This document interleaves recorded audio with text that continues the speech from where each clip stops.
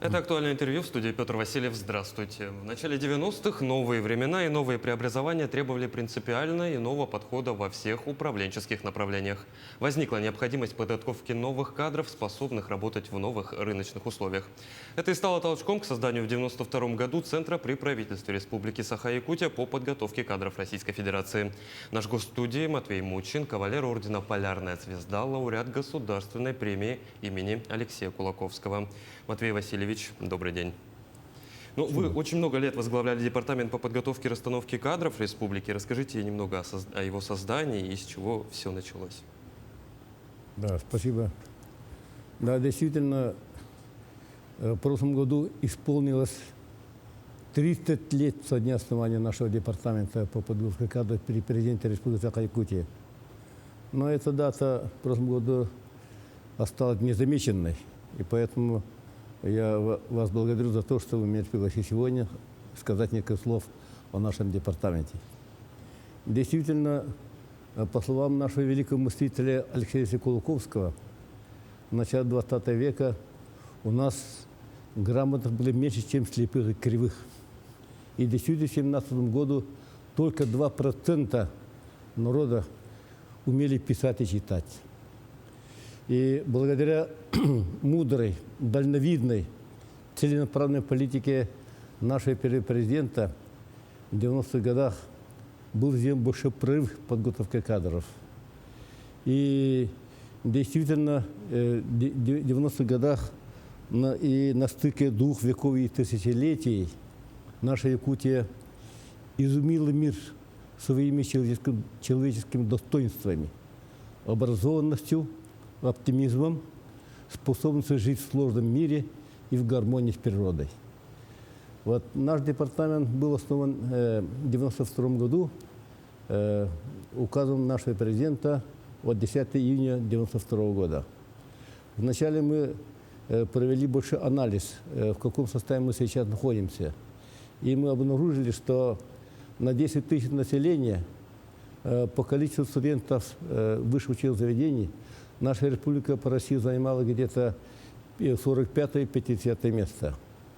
И спустя 10 лет, уже к 2002 году, наша республика по этому показателю была на 5-м месте в масштабе России после Москвы, Санкт-Петербурга, Татарстана и Тюменской области.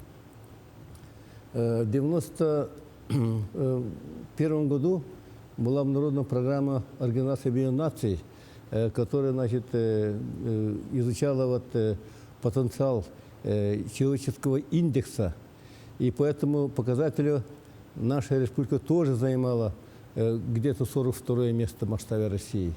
А потом по этому же показателю в 2002 году мы уже занимали 8-е место в масштабе Российской Федерации. Это, конечно, был очень большой прорыв в области образования и высшей школы. Мы вначале, я сказал, что составили программу.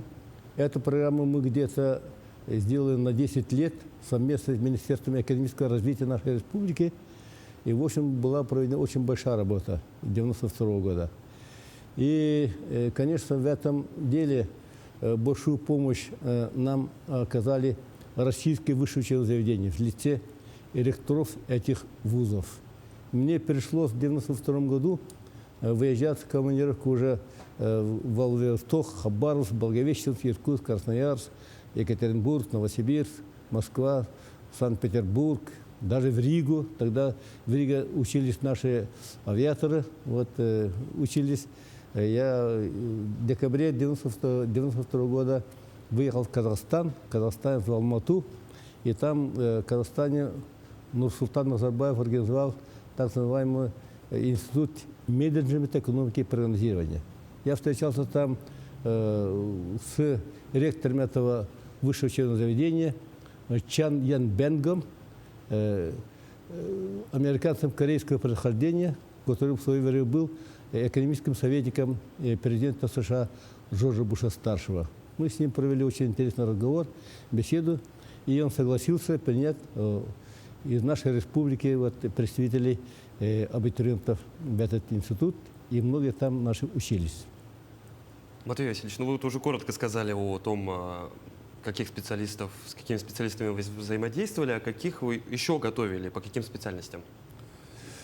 У нас мы готовы по очень многим специальностям, по 31 направлению и по 228 специальностям, из которых по 186 обучение проводилось в вузах нашей республики, в Якутском университете и в сельхозакадемии.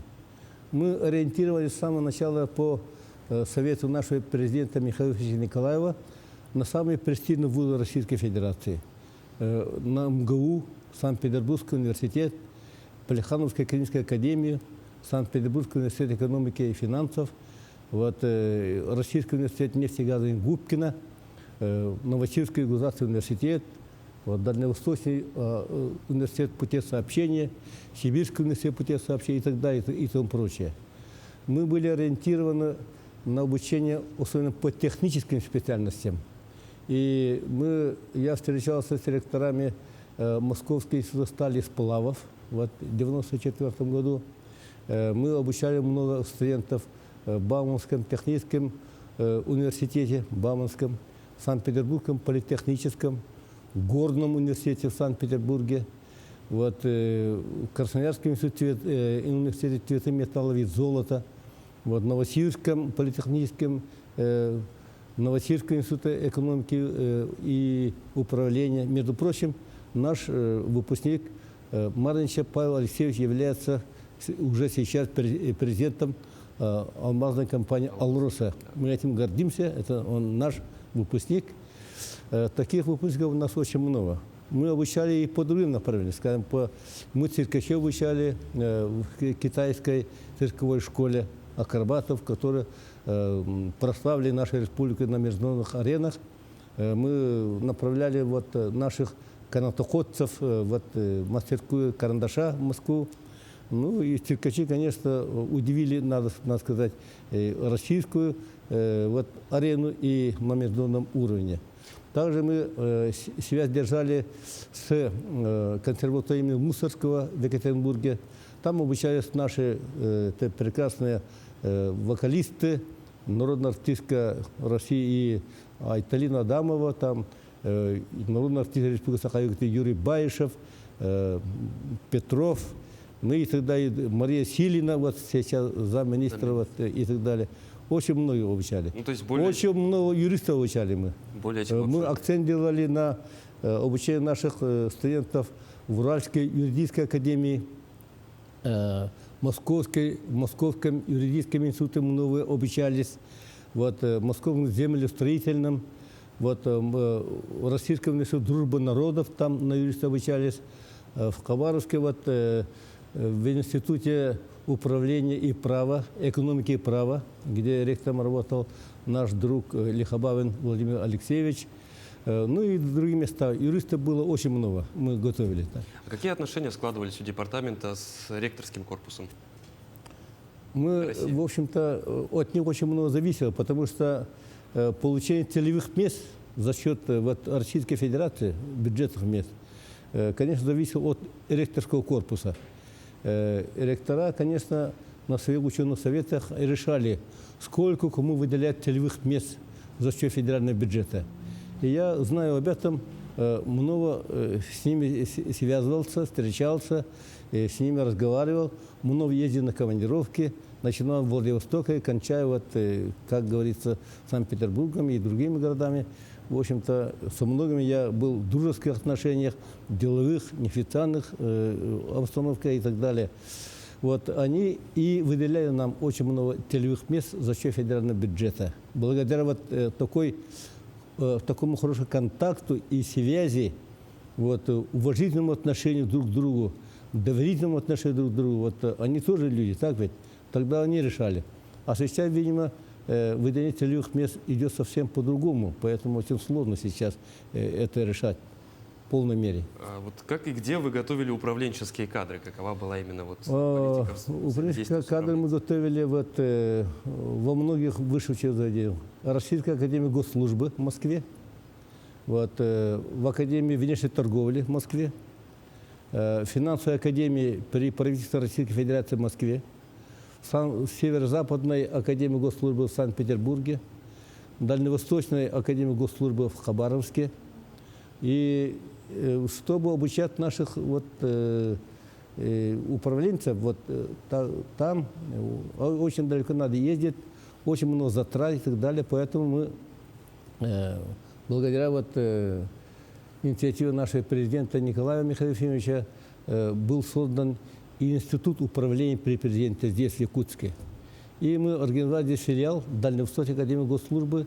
Этот институт до сих пор работает, и поэтому наши госслужащие и муниципальные служащие, не выезжая далеко, они, в общем-то, получали высшее образование и здесь, и сейчас получают. А какая была кадровая политика уже в дальнейшем с этими управленцами? В общем-то, очень, надо сказать, Михаил Ефимович очень придирчиво относился к кадрам, очень придирчиво относился. Мы назначали, скажем, сначала было назначение, скажем, глав улусов и так далее. И мы, конечно, очень строго подходили, чтобы он работал где-то на первичном звене обязательно, он прошел какую-то стадию, чтобы он сталкивался с народом, с массами и так далее. И поэтому, можно сказать, и независимо от национальностей, мы сами способны назначали на соответствующие должности. В этом плане можно сказать, что Михаил Ефимович придерживался принципа, который был заложен, скажем, русским философом Иваном Ильиным, который говорил: не искоренять, не подавить, не задушить и не пленить на славную жизнь, а всем дать выход и великую Родину, всех соблюсти, всех перемирить, всем дать молиться по-своему, трудиться по-своему и самых лучших в среду вовлечь в государственное культурное строительство. Так немец Эстерлин был назначен главой Нюрнберга, украинец Ларченко был поставлен на соответствующую работу. Азербайджанцы Гафаров, Аглы, Мамедов и так далее, они тоже назначены. Представитель малочисленного народа Погадаева, Кривошапкин, Мария Петровна были назначены на высокие должности и посты, можно сказать. Матвей Васильевич, ваши пожелания сегодня по кадровой политике на современном этапе, так скажем, молодежи уже? Конечно, жаль, что время идет, время меняет всю обстановку и так далее. Сейчас целевые места, в общем-то, выделяются субъектам очень плохо, мне кажется, да, в масштабе России. Но обнадеживает то, что в прошлом году президент Российской Федерации Путин говорил о увеличении выделения целевых бюджетных мест за счет федерального бюджета. Поэтому надо бы нашему министерству акцентировать на то, чтобы заполучить как можно больше целевых мест. Только это выразить, потому что надо контролировать. Сейчас идет, мне кажется, без большого контроля, без большой программы обучения наших ребят за пределами республики. Каждый родитель, насколько он способен, материально и так далее, он старается обучать свое чадо за пределами республики. Но это как надо регулировать надо, это надо акцентировать на это основное внимание.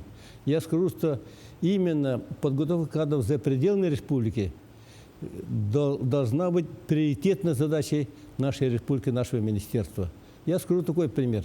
Скажем, первый наш президент Николаев, он окончил Омский вуз и Московский вуз.